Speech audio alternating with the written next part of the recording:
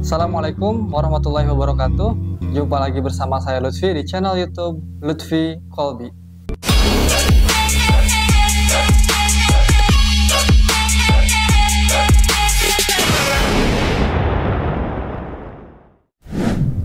Teman-teman, apa kabar semua? Mudah-mudahan kita sehat selalu, sehat walafiat, pasca pemilu. Ya, semuanya berjalan cukup baik, insya Allah. Dan mudah-mudahan kita, para pemilih 01, 02, 03 kembali kepada aktivitas masing-masing, tidak terlalu ramai di sosmed, dan kita juga memang, ya, riuh-riuh politik itu cukup selesai di 14 Februari kemarin. Akan tetapi, pemilu di elit politik di atas ini belum selesai. Bahkan pasca pemilu seperti biasa 2019, 2014, setelah terjadi pemilu maka yang kalah akan menyatakan kecurangan lah atau adanya perselisihan lah, ya. Akan tetapi kita melihat di sini mungkin kecurangan mungkin ada, mungkin kesalahan teknis di lapangan mungkin ada, atau kesalahan dari pelaksana pemilu memang ada, ya. Akan tetapi kita sebagai pemilih biasa, sebagai masyarakat, oke lah, cukup lah. Biarkan elit-elit di atas itu yang memang kepentingan mereka akan pemilu ini, akan kekuasaan yang akan mereka jalani di masa depan. Nah, setelah pemilu Pilpres yang sudah kita ketahui 14 Februari, kita sudah mengetahui ya siapa pemenangnya lewat hasil real count hasil quick count KPU. Kita sudah tahu bahwa pemenangnya itu Bapak Prabowo Subianto dan Mas Gibran Rakabuming Raka. Kemudian kedua Pak Anies Baswedan dengan Caimin, dan ketiga Pak Ganjar dengan Profesor Mahfud. Akan tetapi real count adalah bukan penentu siapa pemenangnya atau siapa yang akan memenangkan Pilpres ini. Karena sampai hari ini pun KPU masih menghitung suara masuk atau jumlah vote masuk masih belum full, belum 100%, artinya belum ada hasil yang mutlak siapa pemenang di Pilpres 2024 ini. Entah itu Prabowo, entah itu Mas Anies atau Pak Ganjar. Tetapi kalau dilihat dari sebelum-sebelumnya, hasil dari real count tidak akan beda jauh dengan hasil penetapan KPU.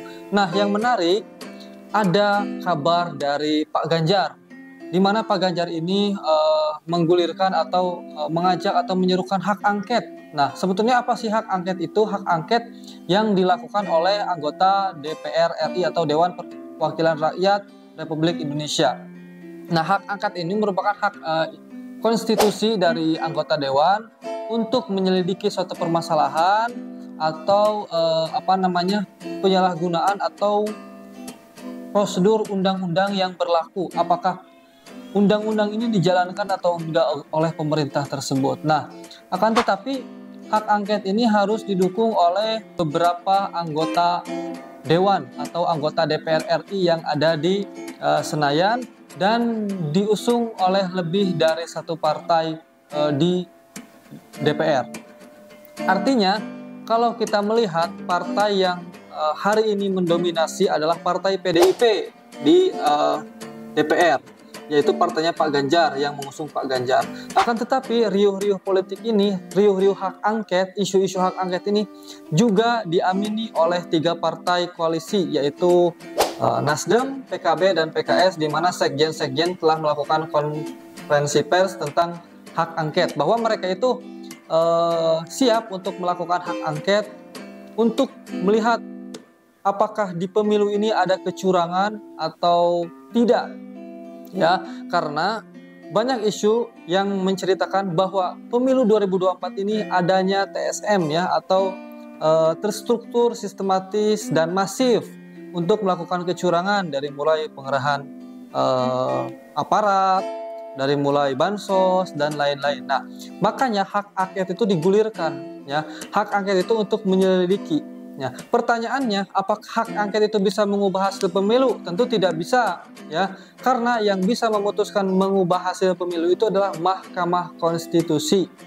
Nah, lalu apa pentingnya hak angket ini? Nah, hak angket ini sebetulnya bagus untuk tontonan politik demokratis yang ada di Indonesia ini, di mana warga atau masyarakat Indonesia bisa mengetahui apakah berjalannya pemilu 2024 ini dengan baik atau tidak. Apakah berjalannya pemilu 2024 ini dengan jujur atau tidak, karena kita sudah tahu bagaimana money politics, bagaimana politik identitas, bagaimana ajakan-ajakan yang kurang baik dalam pemilu 2024 ini. Nah, itu adalah fungsi dari hak angket. Jadi, hak angket itu kita melihat apa sih kekurangan-kekurangan pemilu 2024 ini. Nah, nanti hasil dari hak angket ini bisa kita buat evaluasi untuk pemilu-pemilu selanjutnya.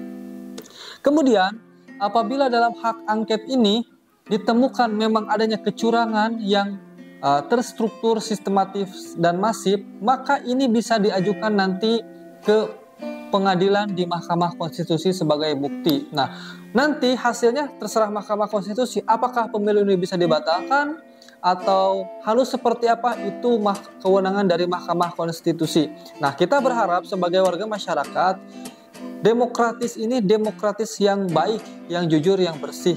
Dan mudah-mudahan apapun yang terjadi dalam hak angket nanti, jadi atau tidaknya, mudah-mudahan memang hak angket ini untuk kepentingan membuka bagaimana sebetulnya yang terjadi dalam pemilu 2024 ini.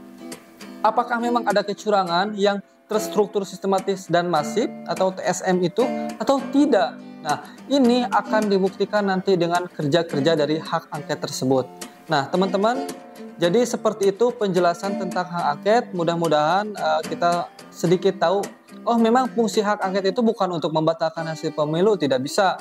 Karena yang bisa membatalkan hasil pemilu atau yang mengadili hasil pemilu itu Mahkamah Konstitusi. Akan tetapi hak angket bisa kita membuka apakah kecurangan ini, apakah pemilu ini ada kecurangan atau tidak, apakah pemilu ini jujur atau tidak.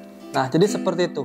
Terima kasih teman-teman, mudah-mudahan kita sehat selalu, tetap menjaga perdamaian, dan pemilu ini semoga lebih baik ke depannya, dan siapapun yang menang mudah-mudahan bisa amanah. Terima kasih. Assalamualaikum warahmatullahi wabarakatuh.